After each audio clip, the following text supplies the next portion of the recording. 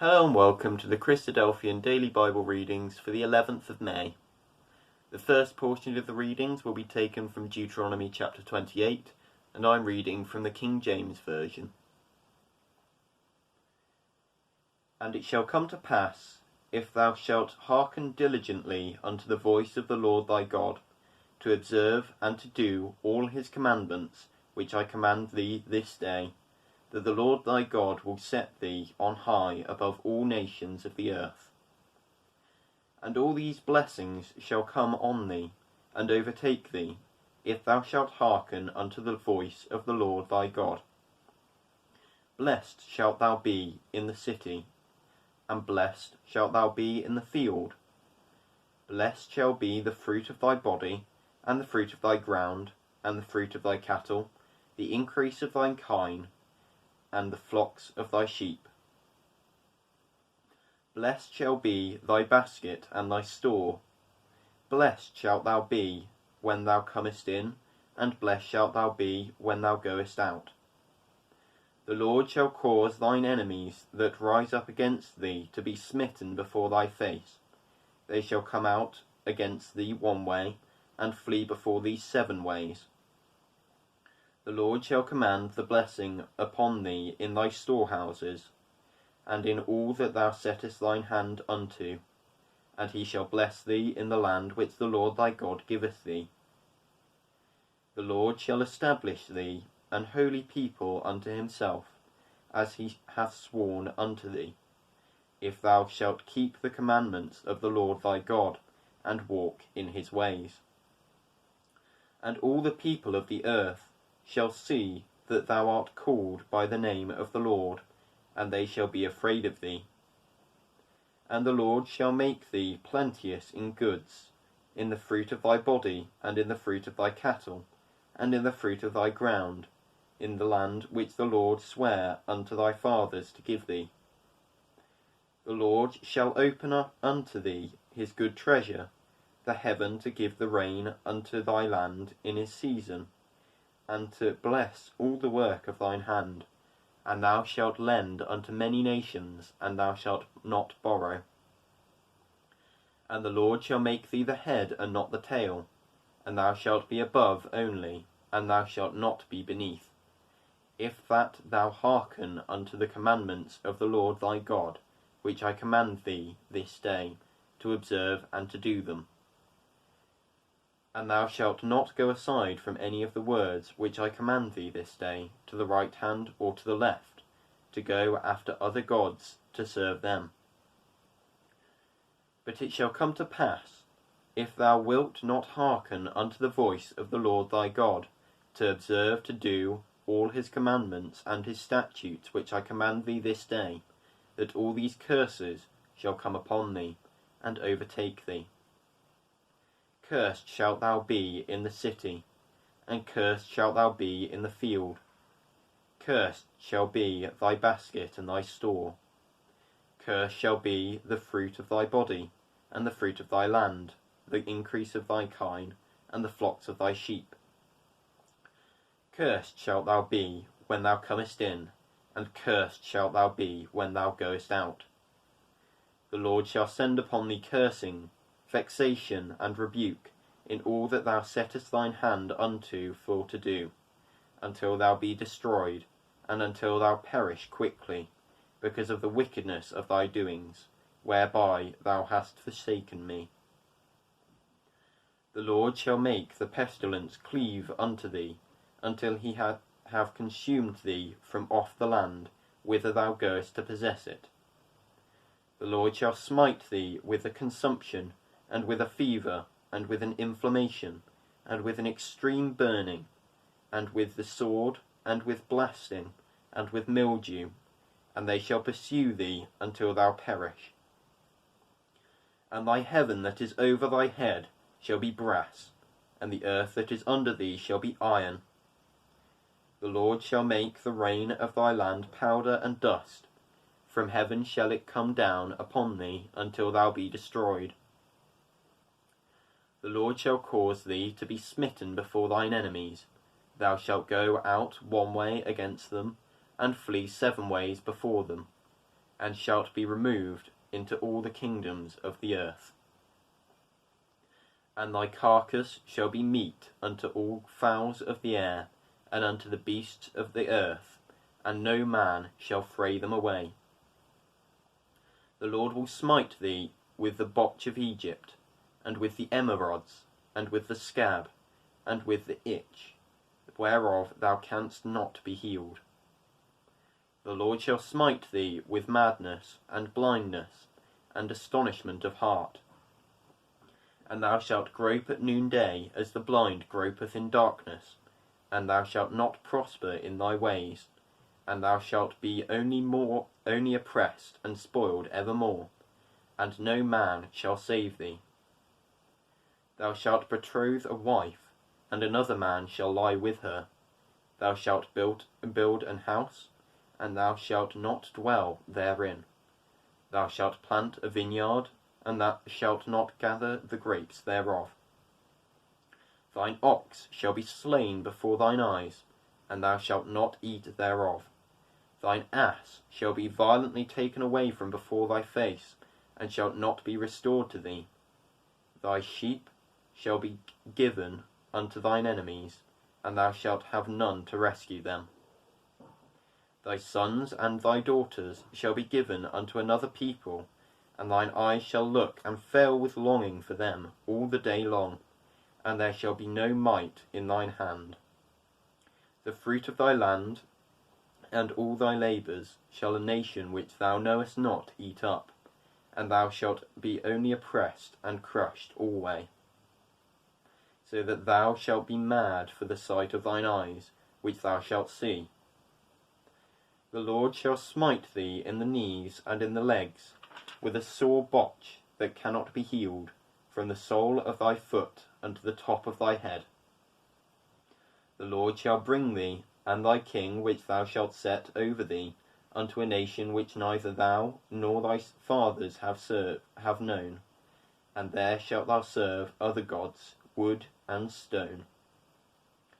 And thou shalt become an astonishment, a proverb and a byword among all nations whither the Lord shall send thee. Thou shalt carry much seed out into the field, and shalt gather but little in, for the locust shall consume it.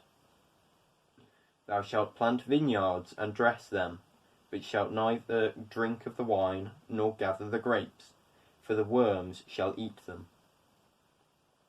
Thou shalt have olive trees throughout all thy coasts, but thou shalt not anoint thyself with the oil, for thine olive shall cast his fruit.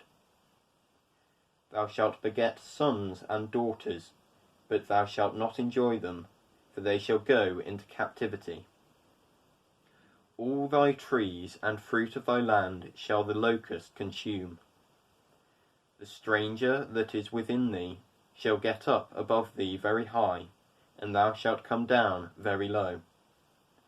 He shall lend to thee, and thou shalt not lend to him. He shall be the head, and thou shalt be the tail. Moreover, all these curses shall come upon thee, and shall pursue thee, and overtake thee, till thou be destroyed, because thou hearkenedst not unto the voice of the Lord thy God, to keep his commandments and his statutes which he commanded thee.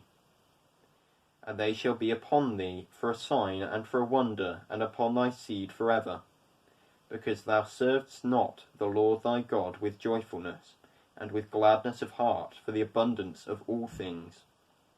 Therefore shalt thou serve thine enemies which the Lord shall send against thee, in hunger and in thirst, and in nakedness, and in want of all things, and he shall put a yoke of iron upon thy neck, until he have destroyed thee. The Lord shall bring a nation against thee from far, from the end of the earth, as swift as the eagle flieth, a nation whose tongue thou shalt not understand. A nation of fierce countenance, which shall not regard the person of the old, nor shew favour to the young. And he shall eat the fruit of thy cattle, and the fruit of thy land, until thou be destroyed, which also shalt not leave thee either corn, wine, or oil, or the increase of thy kine, or flocks of thy sheep, until he have destroyed thee.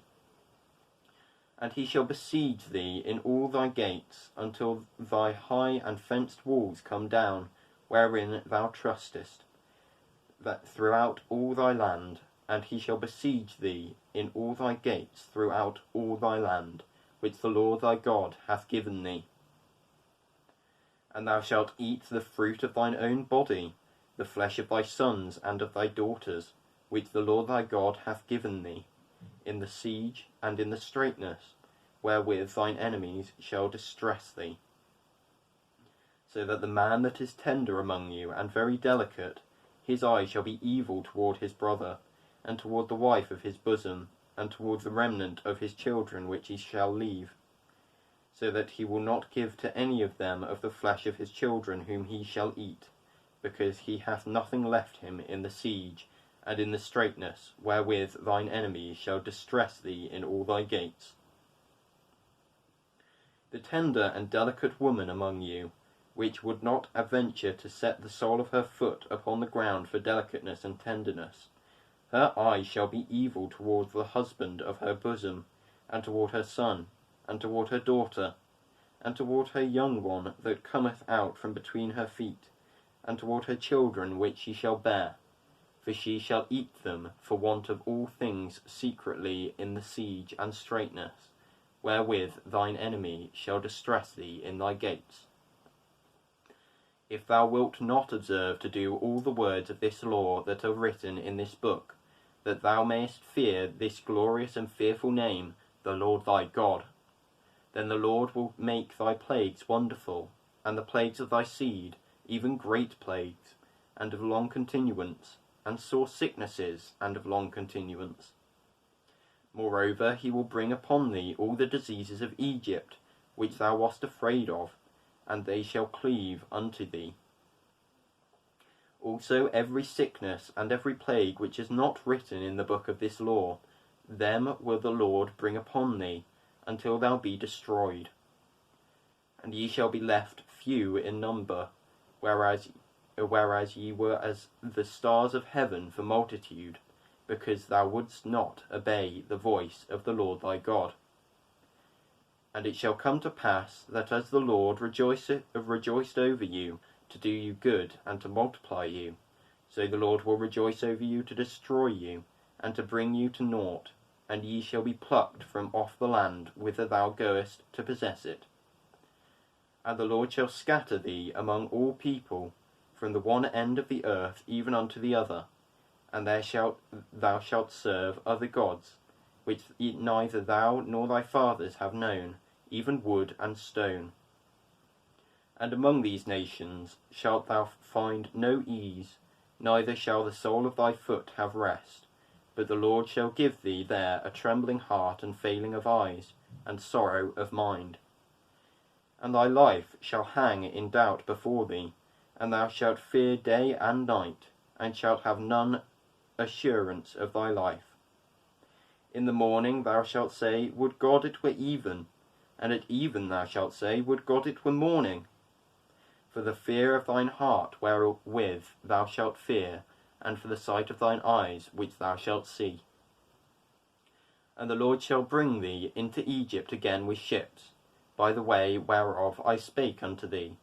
Thou shalt see it no more again, and there ye shall be sold unto your enemies for bondmen and bondwomen, and no man shall buy you. The Song of Solomon, chapter 8. O, that thou wert as my brother, that sucked the breasts of my mother. When I should find thee without, I would kiss thee, yea, I should not be despised. I would lead thee and bring thee into my mother's house, who would instruct me. I would cause thee to drink a spice wine of the juice of my pomegranate. His left hand should be under my head, and his right hand should embrace me. I charge you, O daughters of Jerusalem, that ye stir not up, nor awake my love, until he please. Who is this that cometh up from the wilderness, leaning upon her beloved? I raised thee up under the apple tree. There thy mother brought thee forth, there she brought thee forth that bare thee. Set me as a seal upon thine heart, as a seal upon thine arm. For love is strong as death, jealousy is cruel as the grave. The coals thereof are coals of fire, which hath a most vehement flame. Many waters cannot quench love, neither can the floods drown it. If a man would give all the substance of his house for love, it would be utterly contemned. We have a little sister, and she hath no breasts. What shall we do for our sister in the day when she shall be spoken for? If she be a wall, we will build upon her a palace of silver, and if she be a door, we will enclose her with boards of cedar. I am a wall, and my breasts like towers. Then was I in his eyes as one that found favour. Solomon had a vineyard at Baal-Hamon. He let out the vineyard unto keepers. Every one for the fruit thereof was to bring 1,000 pieces of silver. My vineyard, which is mine, is before me. Thou, O Solomon, must have 1,000, and those that keep the fruit thereof 200. Thou that dwellest in the gardens, the companions hearken to thy voice, cause me to hear it. Make haste, my beloved, and be thou like to a roe or to a young hart upon the mountains of spices. Acts 25 and 26. Now when Festus was come into the province, after 3 days he ascended from Caesarea to Jerusalem. Then the high priest and the chief of the Jews informed him against Paul, and besought him, and desired favour against him, that he would send for him to Jerusalem, laying wait in the way to kill him. But Festus answered that Paul should be kept at Caesarea, and that he himself would depart shortly thither. Let them therefore, said he, which among you are able, go down with me, and accuse this man, if there be any wickedness in him. And when he had tarried among them more than 10 days, he went down unto Caesarea, and the next day, sitting on the judgment seat, commanded Paul to be brought. And when he was come, the Jews which came down from Jerusalem stood round about, and laid many and grievous complaints against Paul, which they could not prove. While he answered for himself, neither against the law of the Jews, neither against the temple, nor yet against Caesar have I offended anything at all. But Festus, willing to do the Jews a pleasure, answered Paul and said, Wilt thou go up to Jerusalem, and there be judged on these things before me?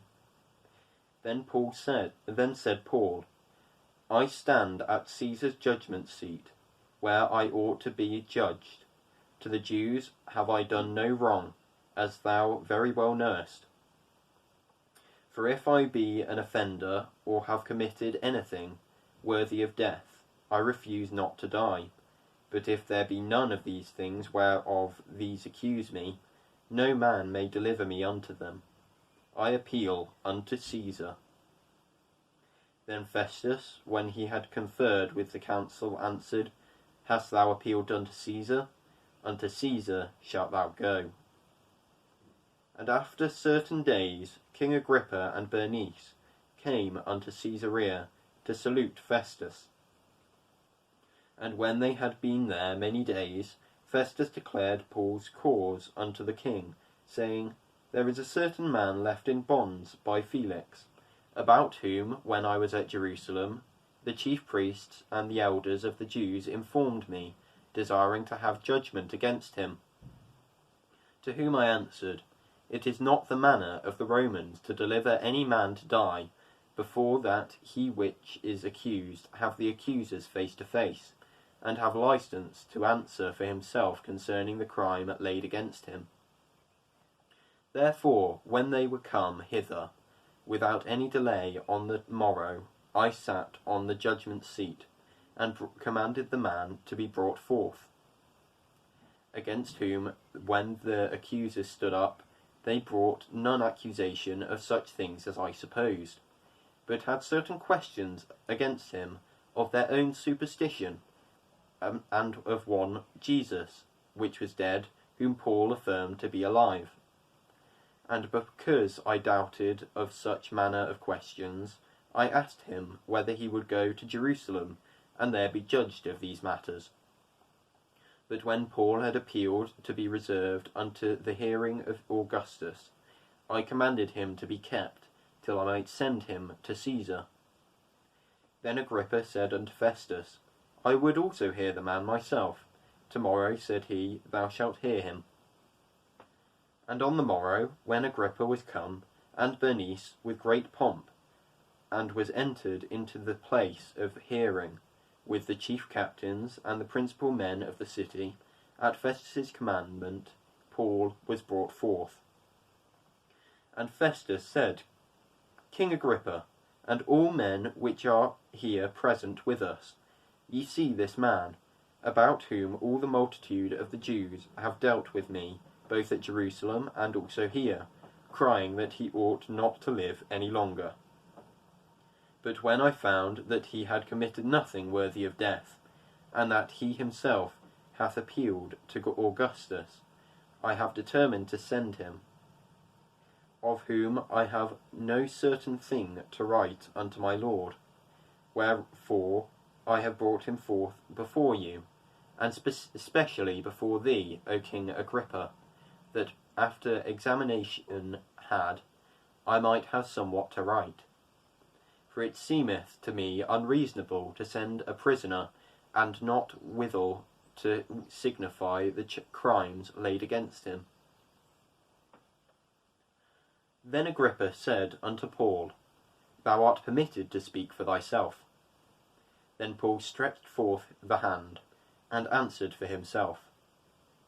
I think myself happy, King Agrippa, because I shall answer for myself this day before thee touching all the things whereof I am accused of the Jews, especially because I know thee to be an expert in all customs and questions which are among the Jews, wherefore I beseech thee to hear me patiently. My manner of life from my youth, which was at the first among mine own nation at Jerusalem, know all the Jews, which knew me from the beginning, if they would testify that after the most straitest sect of our religion I lived a Pharisee. And now I stand and am judged for the hope of the promise made of God unto our fathers, unto which promise our 12 tribes, instantly serving God day and night, hope to come. For which hope's sake, King Agrippa, I am accused of the Jews. Why should it be thought a thing incredible with you, that God should raise the dead? I verily thought with myself, that I ought to do many things contrary to the name of Jesus of Nazareth, which thing I also did in Jerusalem, and many of the saints did I shut up in prison, having received authority from the chief priests, and when they were put to death, I gave my voice against them. And I punished them oft in every synagogue, and compelled them to blaspheme, and being exceedingly mad against them, I persecuted them even unto strange cities. Whereupon, as I went to Damascus with authority and commission from the chief priests, at midday, O king, I saw in the way a light from heaven above the brightness of the sun, shining round about me, and them which journeyed with me. And when we were all fallen to the earth, I heard a voice speaking unto me, and saying in the Hebrew tongue, Saul, Saul, why persecutest thou me? It is hard for thee to kick against the pricks. And I said, Who art thou, Lord? And he said, I am Jesus, whom thou persecutest. But rise and stand upon thy feet, For I have appeared unto thee for this purpose, to make thee a minister and a witness, both of these things which thou hast seen, and of those things in the which I will appear unto thee, delivering thee from the people and from the Gentiles, unto whom now I send thee, to open their eyes, and to turn them from darkness to light, and from the power of Satan unto God, that they may receive forgiveness of sins, and inheritance among them which are sanctified by faith that is in me. Whereupon, O King Agrippa, I was not disobedient unto the heavenly vision, but shewed first unto them of Damascus, and at Jerusalem, and throughout all the coasts of Judea, and then to the Gentiles, that they should repent and turn to God, and do works meet for repentance. For these causes the Jews caught me in the temple, and went about to kill me. Having therefore obtained help of God, I continue unto this day, witnessing both to small and great, saying none other things than those which the prophets and Moses did say should come, that Christ should suffer, and that he should be the first that should rise from the dead, and should shew light unto the people and to the Gentiles. And as he thus spake for himself, Festus said with a loud voice, Paul, thou art beside thyself, much learning doth make thee mad. But he said, I am not mad, most noble Festus, but speak forth the words of truth and soberness. For the king knoweth of these things, before whom also I speak freely. For I am persuaded that none of these things are hidden from him, for this thing was not done in a corner. King Agrippa, believest thou the prophets? I know that thou believest. Then Agrippa said unto Paul, Almost thou persuadest me to be a Christian. And Paul said, I would to God that not only thou, but also all that hear me this day, were both almost and altogether such as I am, except these bonds. And when he had thus spoken, the king rose up, and the governor and Bernice, and they that sat with them. And when they were gone aside, they talked between themselves, saying, This man doeth nothing worthy of death or of bonds. Then said Agrippa unto Festus, This man might have been set at liberty, if he had not appealed unto Caesar.